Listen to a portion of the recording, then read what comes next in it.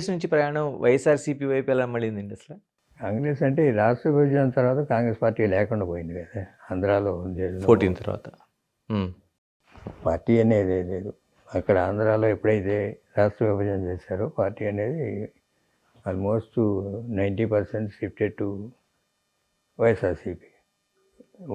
నాయకులే కాదు, voters, Congress voters మొత్తం అటు షిఫ్ట్ అయింది. ఇప్పటికీ అక్కడే ఉంది కాంగ్రెస్ ఓట్ బ్యాంక్ అనేది. షిఫ్ట్ అవ్వలేదు. మీరు 2014 అదంతా 19 వరకు మీరు వైసీపీతోనే జగన్మోహన్ రెడ్డి కూడా ప్రయాణం చేశారు. అవును. చివరి క్షణంలో బయటకు వచ్చారు. అంటే అధికారాన్ని ఇంకా తీసుకునే ముందు మీరు బయటకు వచ్చారు.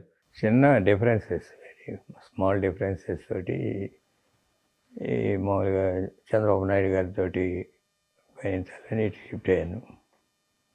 రెండు ఉన్నాయి, బంధుత్వం ఒకటి ఉంది చంద్రబాబు నాయుడు గారితో.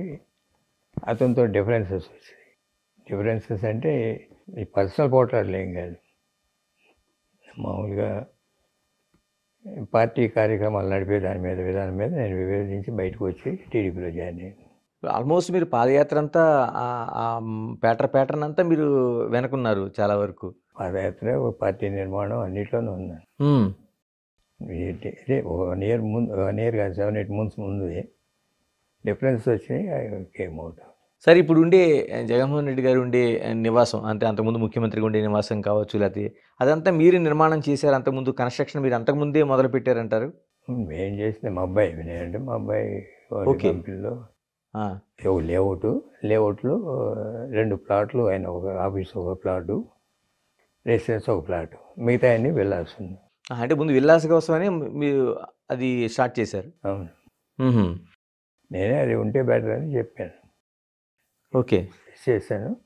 అతను చూడలేదు, ఈ ప్లేసు చూడలేదు, నిర్మాణం జరిగేటప్పుడు రాలేదు, గృహప్రవేశానికి వచ్చాడు అంతే. అంటే ఎలక్షన్కి ముందు కదండి గృహప్రవేశం జరుగుతా? ఎలక్షన్ ముందే. నేను లేను గృహప్రవేశాన్ని, నేను వెళ్ళా, మా అబ్బాయి వెళ్ళాడు. కానీ అప్పటికి మీరు బయటకు వచ్చారు. అంటే పార్టీకి విరాళంగా ఇచ్చారా? లేక అదేం లేదు, సైట్ అతని పేరు మీద కొన్నాము, కన్స్ట్రక్షన్ కాంట్రాక్ట్ కూడా మనం చేసి అన్నీ వాస్తు ప్రకారం, కానీ అన్నీ మంచిగా వస్తాయి. దాని ముందు పార్టీ ఆఫీస్ కూడా సేమ్ డిజైన్తో ఉంటుందండి. ఇప్పుడు అది మీరు కట్టిందేనండి? Party office, camp office. Okay, ఇల్లు సేమ్ డిజైన్లో ఉంటుంది. ఇల్లు వెనకాల ఉంటుంది, వెనక ఉంటుంది. రెండు కూడా మీరు స్ట్రక్చర్ నిర్మాణం చేసింది. ఓకే, అది పార్టీ ఆఫీస్ అనే ఆయన ఉద్దేశం.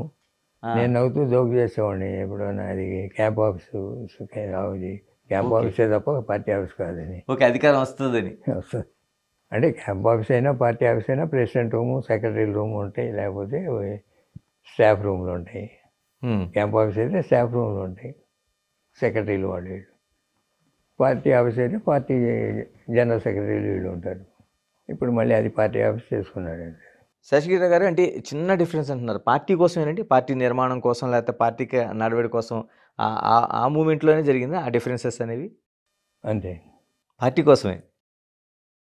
పార్టీ కోసం అంటే ఇప్పుడు డిక్టేరియల్ యాటిట్యూడ్ ఉండకూడదు అనేది, అదే విధానం సాగించాడు. 5 ఏళ్ళ రూల్లో కూడా క్యాడర్ నెగ్లెక్ట్ చేశాడు. క్యాడర్ నెగ్లెక్ట్ చేయడం కరెక్ట్ కాదు.